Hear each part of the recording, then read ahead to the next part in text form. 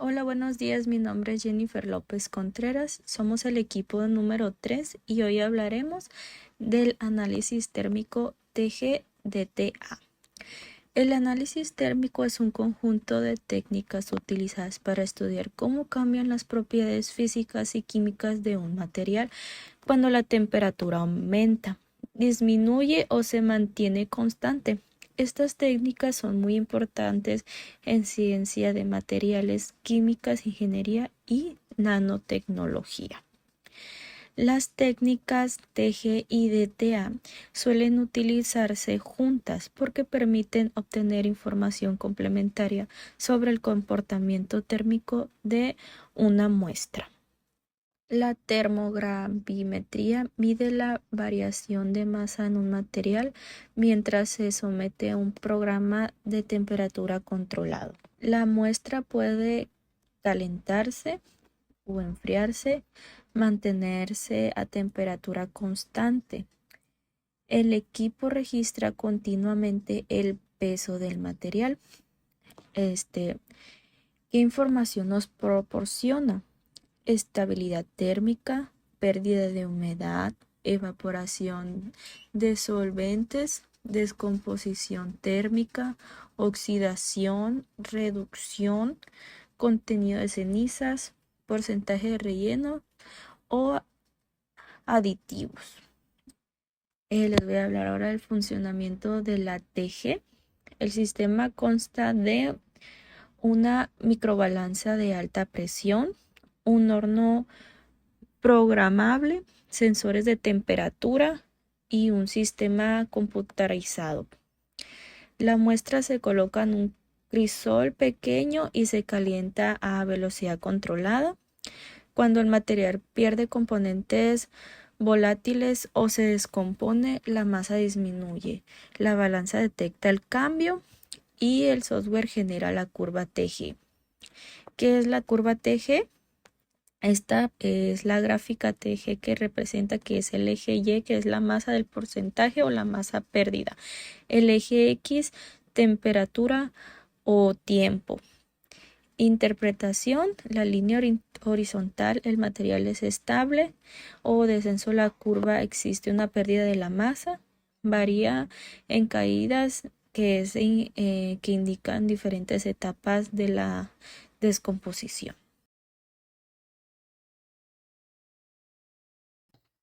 Buenas tardes, mi nombre es Joel y yo les voy a hablar sobre el DTA o Differential Thermal Analysis. Les voy a hablar sobre qué es, para qué sirve y cómo funciona. Primero que nada, ¿qué es el DTA y cómo funciona? El análisis térmico diferencial o DTA por sus siglas en inglés es una técnica de caracterización de materiales en el cual ubicamos dentro de un horno de manera simétrica dos muestras, en la cual tendremos nuestra muestra de referencia y nuestra muestra a caracterizar. Nuestra muestra de referencia aumentará proporcionalmente como la temperatura del horno. O sea, se aumenta la temperatura del horno y un poco después la de la muestra, o sea, de nuestra muestra de referencia. Mientras que la muestra a caracterizar tendrá ciertas diferencias con respecto a la referencia. Por ejemplo, si la muestra de referencia es una línea recta, podría ser que la muestra a caracterizar sea tal vez como una exponencial, después tenga picos o diferencias muy marcadas que nos indiquen en qué punto podría estar el material o qué está pasando con el material a dichas temperaturas. Es entonces que vamos al siguiente punto. ¿Qué es lo que el DTA detecta exactamente? El DTA puede detectar tanto fusión como cristalización, oxidación y reducción, deshidratación, transiciones de fase y reacciones tanto endotérmicas como exotérmicas. La fusión, por ejemplo, requiere energía para concretarse. Esto significa que la fusión en sí es un proceso endotérmico y al final lo que se detecta con el DTA son todos picos endotérmicos o exotérmicos. Lo que diferencia cada una de estas es tanto el arreglo o tal vez por otra técnica como la termogravimetría que pueda apoyarse para entender qué está pasando exactamente en el material. Pero también puede ser que simplemente con DTA podamos saber aproximadamente en qué punto se encuentra y qué podría estar pasando. Entonces, para la fusión tendremos un pico endotérmico, o sea, tendremos un espacio reducido en el tiempo en el cual habrá una gran diferencia de temperatura con respecto a la referencia.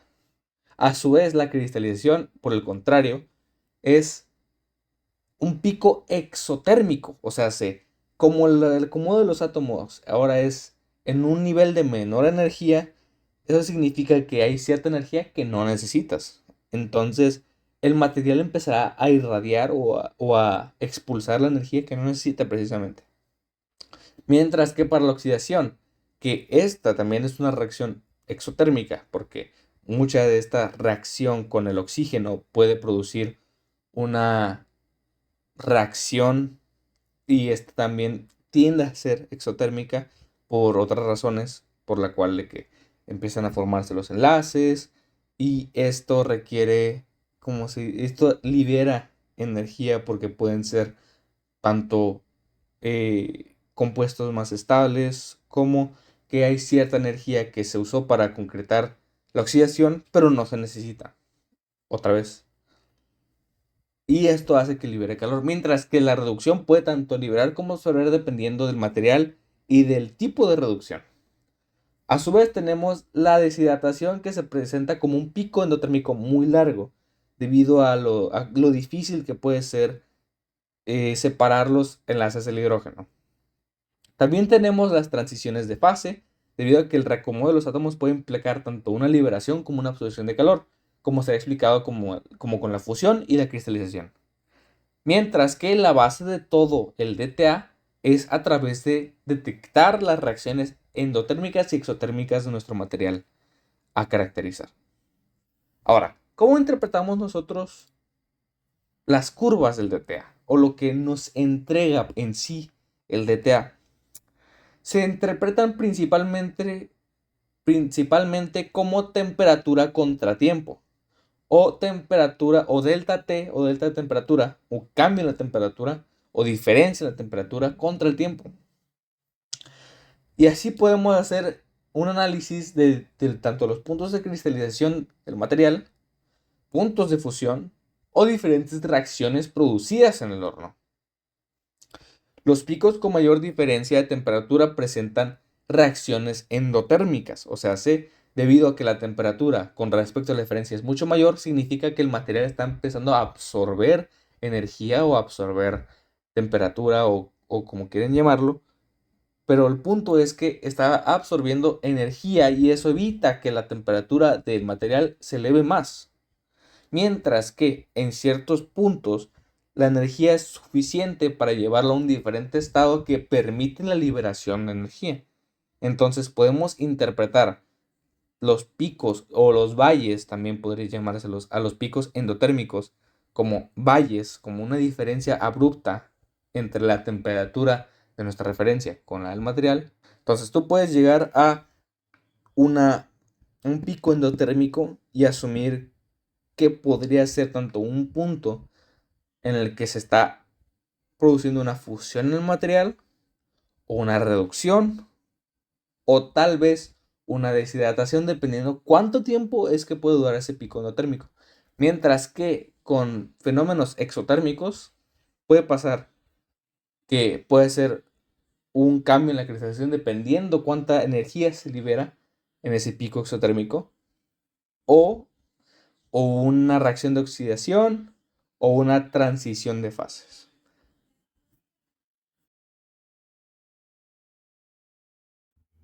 Hola, mi nombre es Itzel Urquides y a mí me tocó hablarles sobre las diferencias entre la termogravimetría y el análisis térmico diferencial. Para empezar, por el lado de la termogravimetría, tenemos que principalmente mide la función de la masa en función de la temperatura o el tiempo. También detecta procesos físicos y químicos como descomposición, oxidación, sublimación, evaporación y desorción.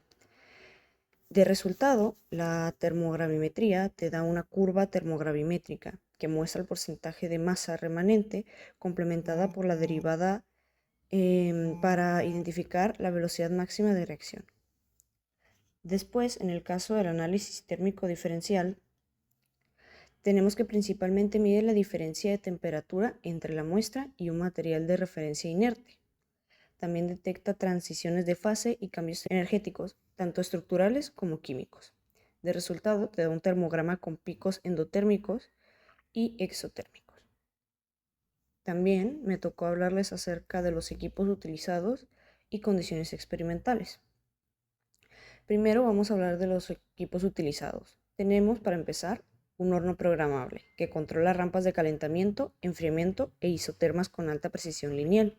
De ahí le siguen los sensores térmicos, que son termopares de alta sensibilidad que registran variaciones mínimas de temperatura. También tenemos la microbalanza termogravimétrica, que registra variaciones de masa de hasta el orden de los microgramos sin interferencia del flujo de gas. Sistema de control digital, que es un software especializado para la adquisición de datos en tiempo real y el procesamiento de curvas. Y tenemos los portamuestras y crisoles, que son recipientes de material inertes adaptados al tiempo de reacción esperada. Las atmósferas de trabajo y su función. Primero tenemos el nitrógeno o argón, que son atmósferas inertes que evitan la oxidación para estudiar la pirólisis y la descomposición térmica pura. De ahí le sigue el aire o el oxígeno. Atmósferas reactivas utilizadas para evaluar la estabilidad termooxidativa, combustión y cinética de oxidación. Por último, tenemos el vacío, que facilita la eliminación inmediata de productos volátiles y reduce la temperatura de ebullición o sublimación de los componentes. Mi nombre es Leo Joel Sánchez Salgado y hoy me tocó explicarles acerca de aplicaciones de termogravimetría y análisis térmico diferencial. Algunas de sus aplicaciones son la caracterización de polímeros, que se utiliza para el envasado, bolsas plásticas, películas fotográficas, sustratos para celdas solares flexibles, pantallas flexibles, paneles táctiles o placas de circuito.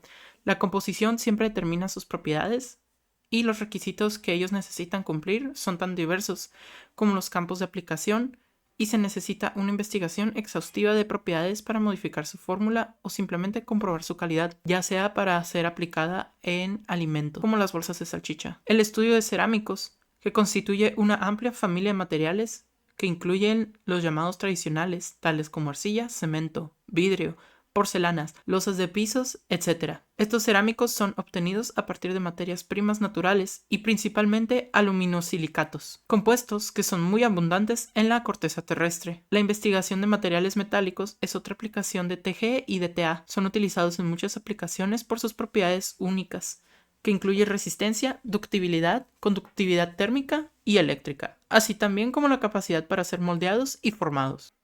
Otra aplicación siendo la industria farmacéutica, sector empresarial dedicado a la fabricación, preparación y comercialización de productos químicos medicinales para el tratamiento y también para la prevención de enfermedades. Se realizan tareas de investigación y de desarrollo con el fin de introducir nuevos tratamientos mejorados. Otros ejemplos también sería el control de calidad, nanotecnología y el desarrollo de materiales avanzados.